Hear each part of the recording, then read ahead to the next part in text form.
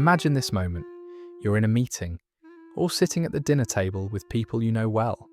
Someone says something that crosses a line, subtle, dismissive, unfair. Not loud enough to justify a scene, but sharp enough that you feel it.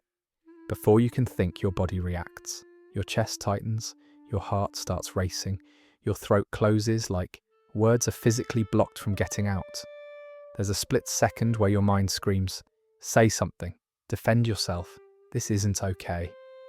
And then, nothing. You smile, you nod. Maybe you let out a quiet laugh. You say, "It's fine," or "I get what you mean." The moment passes. From the outside, it looks like maturity, calm, emotional control. But inside, something heavy settles in your chest. A cold mix of relief and self-betrayal. Relief that the tension is over, and shame for not speaking when it mattered. Later, you replay the scene in your head. You think of all the things you should have said. You promise yourself that next time will be different, that you won't let people talk to you like that again.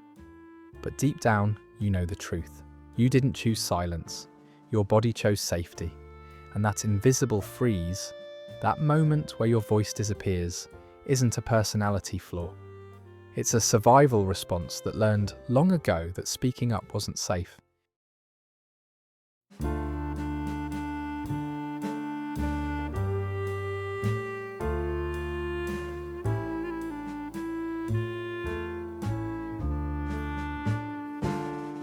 Let's remove the shame right away. Avoiding conflict does not mean you're weak. It doesn't mean you lack confidence, boundaries, or self-respect.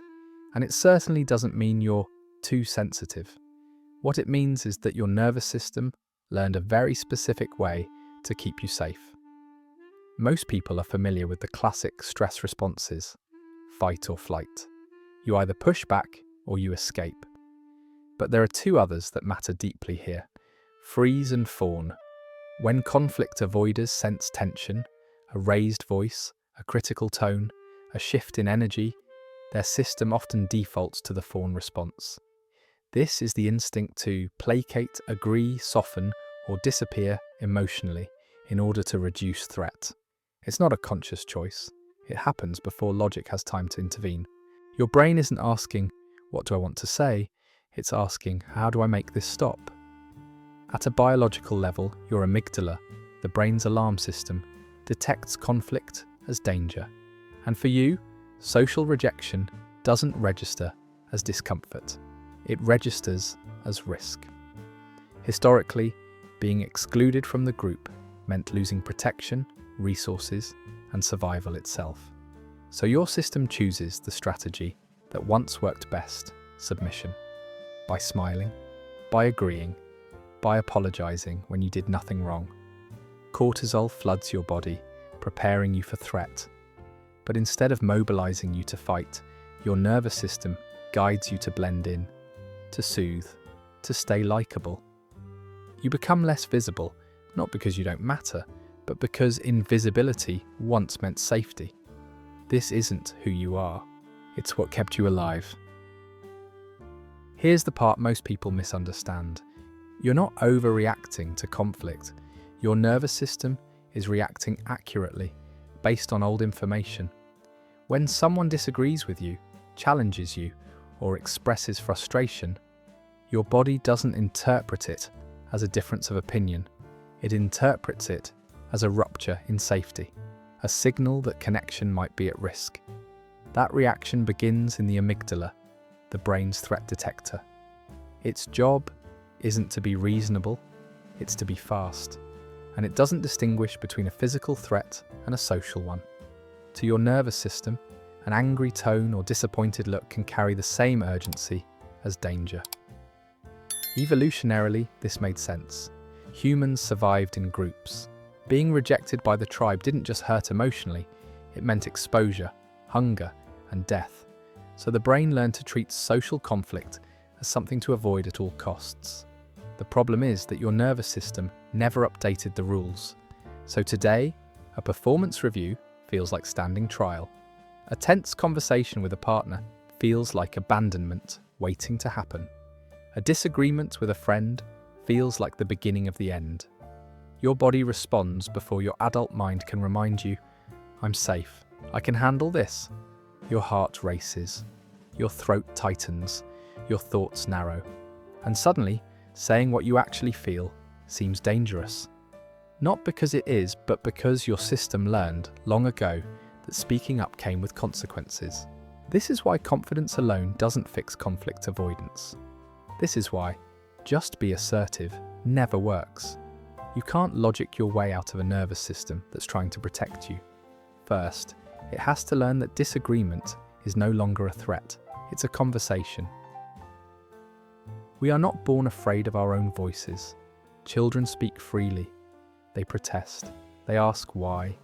They express anger, sadness, and disagreement without shame. If your voice disappeared later in life, it's because something taught you that using it wasn't safe. For many chronic conflict avoiders, that lesson was learned at home. In some families, conflict was loud and explosive. A parent's anger was unpredictable. Yelling, criticism, emotional volatility. You learned quickly that disagreement had consequences. So you became hyper-vigilant. You read tone shifts. You watched facial expressions. You learned that staying quiet, agreeable, and small kept the peace.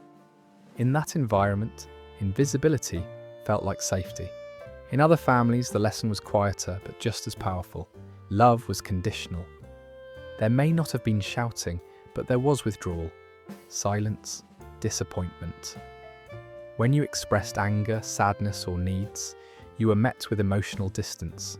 You were praised for being easy, mature, or good. And over time, you learned what those words really meant. Don't cause problems. This is how the good child is created. Many children in these environments were also subtly parentified, emotionally attuned to others, responsible for managing moods that weren't theirs to manage. Your needs became secondary. Harmony became your job. The belief that formed wasn't conscious, but it was powerful. I am lovable when I make others comfortable. If I speak up, I risk losing connection. That belief doesn't disappear when you grow up. It follows you into workplaces, friendships, and romantic relationships. Every disagreement wakes up that child logic. If I'm difficult, I'll be abandoned. So you stay quiet, you accommodate, you apologize, not because you don't have boundaries, but because, once upon a time, silence was how you stayed connected. At this point, many people start to ask a painful question. Why do I care so much? Why does the possibility of disappointing someone feel unbearable? Why does speaking up trigger guilt, panic, or the urge to explain yourself into exhaustion? This is where attachment and shame quietly take over. If you grew up needing connection to feel safe, your nervous system learned to prioritize attachment over authenticity. For many conflict avoiders, this shows up as an anxious or fearful attachment pattern, a deep sensitivity to emotional distance, rejection, or disapproval. Disagreement doesn't feel neutral. It feels like the beginning of separation. But attachment alone doesn't keep you silent. Shame does. Shame is not the feeling of doing something wrong. Shame is the belief that you are wrong. Over time, many people internalize the idea that their needs are too much, their emotions are inconvenient, and their boundaries make them difficult to love. So when conflict arises, it's not just fear of the other person's reaction. It's fear of confirming the worst belief about yourself. If I speak up, they'll see who I really am. And if they see that, they'll leave. So you manage yourself instead. You soften your words. You over-explain. You minimize what hurts. You take responsibility for other people's comfort while quietly abandoning your own. This is why conflict avoidance feels compulsive, not chosen. You're not just trying to keep the peace. You're trying to stay lovable. And here's the truth most people never hear. It's not that you fear conflict. You fear being unworthy of connection. Until shame loosens its grip, silence will always feel safer than honesty, even when that silence slowly erases you. It's easy to believe that avoiding conflict keeps things calm. On the surface, nothing explodes. Relationships stay intact. No one storms out. You remain the easy one, the reliable one. But inside, something very different is happening, because conflict doesn't disappear when you avoid it. It relocates. Every time you swallow your anger, your fear, or your hurt, your body has to hold it, and the body remembers what the mouth never said. Tension builds quietly, in your jaw, your shoulders, your stomach. You wake up tired even after a full night's sleep.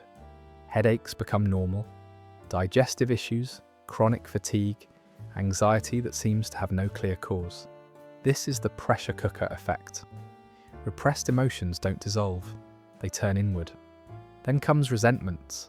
When you say yes but mean no, you create an invisible debt. You start to feel unappreciated, used, taken for granted. You think, after everything I do for them, how can they treat me this way? But they don't know you're sacrificing yourself. They think you're choosing it. So resentment leaks out sideways, through sarcasm, emotional withdrawal, passive aggression, or quiet self-sabotage. The very relationships you're trying to protect begin to corrode. And over time, something deeper erodes, your sense of self. Each act of silence sends a message inward. My feelings don't matter. You become adaptable, agreeable, likable, but no longer known. You reflect what others want until you lose touch with who you are. You're not at peace, you're under pressure. At some point, many conflict avoiders comfort themselves with a familiar story. I'm just a nice person, nice, easygoing, low maintenance, the one who doesn't make waves. On the surface it sounds like a virtue, but psychologically, this version of niceness often hides something much less noble: fear. Niceness in this context is not generosity, it's a strategy, a way to manage other people's reactions so you don't have to feel their disappointment, anger, or withdrawal. You're not being nice because you want to. You're being nice because you're afraid of what will happen if you're not.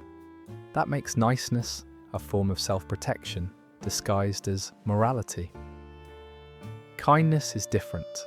Kindness is rooted in truth, not control. Kindness is telling a friend something they don't want to hear because you care about their well-being. Kindness is ending a relationship you've outgrown instead of staying to avoid guilt.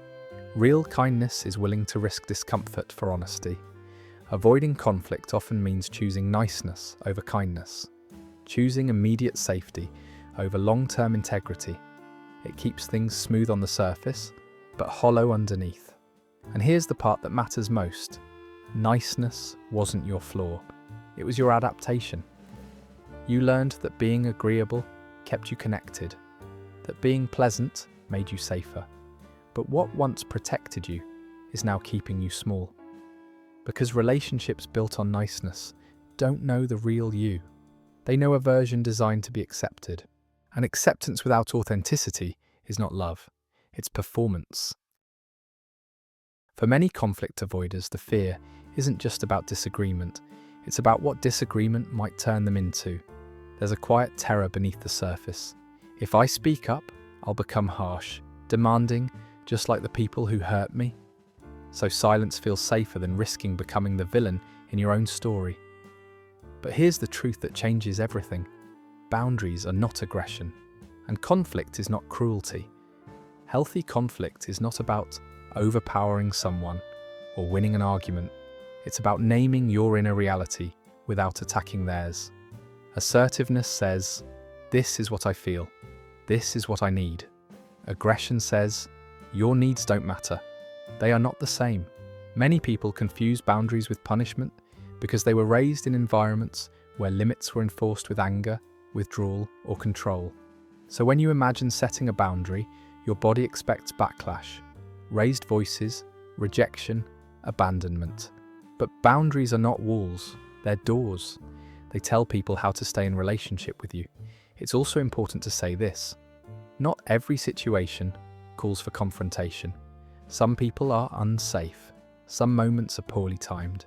Choosing not to engage can be wisdom, not avoidance, when it comes from clarity instead of fear. The difference is subtle but crucial. Avoidance is silence to stay liked. Boundaries are clarity to stay whole. Relearning healthy conflict means realizing that disagreement doesn't destroy connection. It defines it. Without boundaries, relationships become performances. With them, they become real, and real connection can tolerate tension. By now, it should be clear, conflict avoidance isn't a mindset problem. It's a nervous system pattern, which means you can't heal it by forcing confidence or rehearsing the right words in your head. You heal it by teaching your body that disagreement is no longer dangerous. The first step is slowing the moment down. The fawn response is fast, automatic. You agree before you even realize you're doing it. So your new goal isn't to speak perfectly, it's to buy time. Simple phrases like, "Let me think about that," or "I need a moment to get back to you," interrupt the reflex and allow your system to settle. Next comes gentle exposure. Not dramatic confrontations, micro confrontations.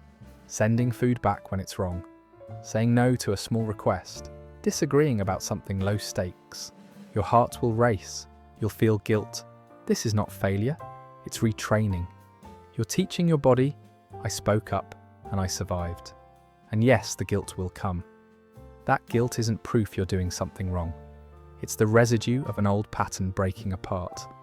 There's a difference between toxic guilt, learned from fear, and earned guilt, which comes from harm. Most of what you'll feel at first is the former. With time, self-trust replaces self-erasure. Not because you became fearless, but because your nervous system learned it doesn't have to disappear to be safe.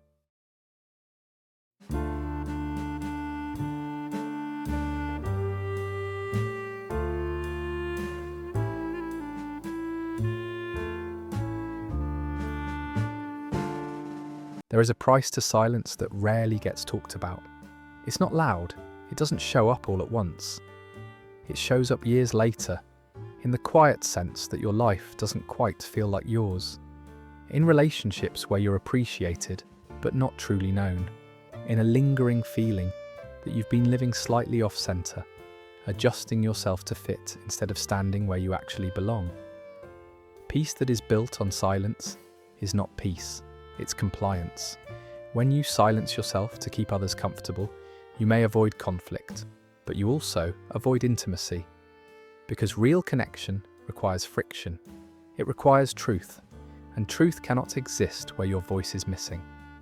Using your voice doesn't mean becoming loud or aggressive.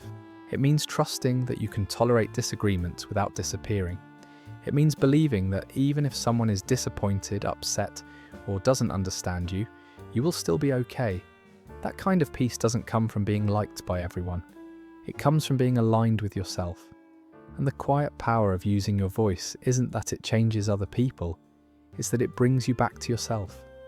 If this video resonated with you, if it put words to something you've lived but never fully named, you're not alone. This channel is a space where we talk about the quiet, unseen patterns that shape our relationships and our sense of self. If you'd like to continue this conversation, consider subscribing. And if you feel safe, leave a comment below. Share what silence has cost you, or what using your voice might finally give you. Thank you for being here.